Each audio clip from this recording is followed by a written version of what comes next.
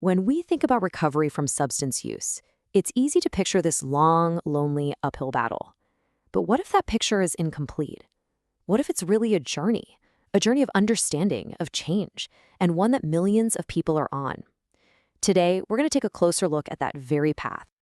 So let's just ask it straight up. What does this path to recovery really look like? It's not always the straight line we see in movies. The reality is a lot more nuanced. And you know what? It's also way more hopeful than you might think. All right, so to really get our heads around this journey, we have to start with the landscape. And maybe the most important thing to know right from the get-go is that if this is touching your life or the life of someone you love, you are so far from alone. Just look at this number, over 20 million. According to the latest U.S. health data, that's how many people, age 12 and over, had a substance use disorder in just the past year. 20 million. I mean, to put that in perspective, that's more than the entire population of the state of Florida. It's a huge number, and it tells a powerful story. This is not a rare problem. But, and this is a big but, here's where we see a major disconnect.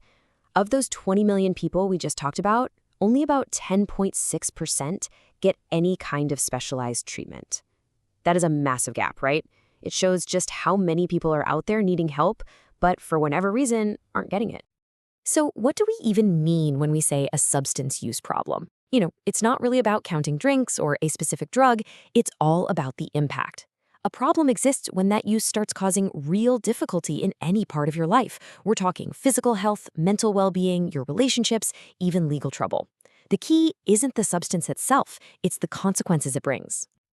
Okay, so the next logical question is, why does this happen? To really find the path forward, we have to look past old ideas and stigmas. This is about so much more than just willpower or making a bad choice. It's complicated. And this quote right here, it just hits the nail on the head. There is no single cause. That's the modern understanding of it. It's not some kind of moral failing. It's a complex puzzle where a bunch of different factors, biological, psychological, social, all come together.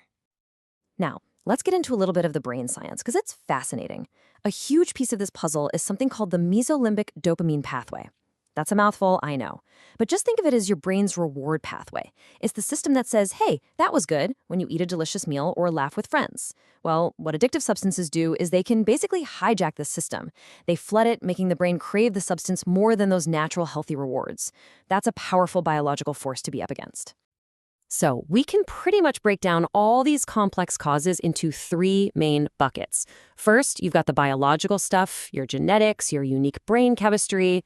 Second, there's the psychological angle, things like using substances to cope with anxiety, depression, or trauma. And third, there's the social and environmental piece, your family life, peer pressure, or even just how easy it is to get substances. The thing is, it's almost never just one of these. It's usually the combination of them that creates a perfect storm.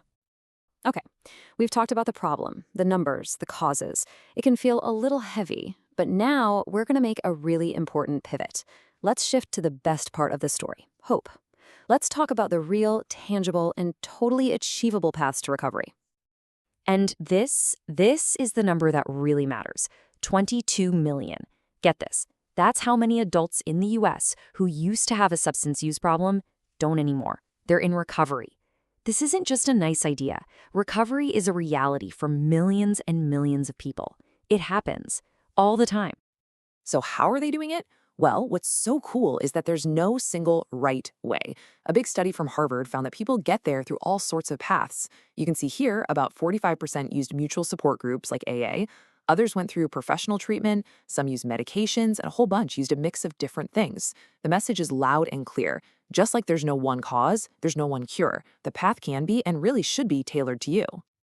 And the benefits? Wow, they're life-changing. Recovery isn't just about what you stop doing, it's about everything that you start doing. People report these incredible improvements across the board. Their physical and mental health gets better, family relationships heal, things get more stable at work or school, and there are way fewer of those crisis moments. It's a total transformation of a person's life.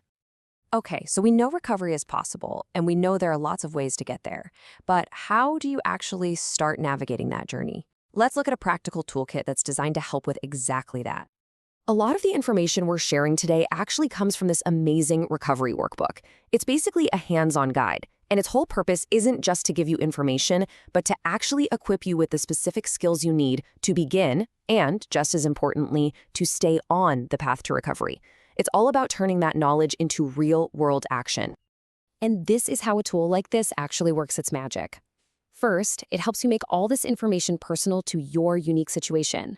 It helps you see all the different parts of recovery, identify what your specific triggers are, and then build brand new coping strategies. And maybe the most crucial part? It's a constant reminder that you have to take an active role, and it gives you a way to track your progress, because celebrating every single small win is what fuels you for the journey ahead. Which, brings us right here to our final thought. The path to recovery, it's not some giant, terrifying leap. It's just a series of small, individual steps, one after the other. It could be learning more, like you're doing right now. It could be talking to someone you trust.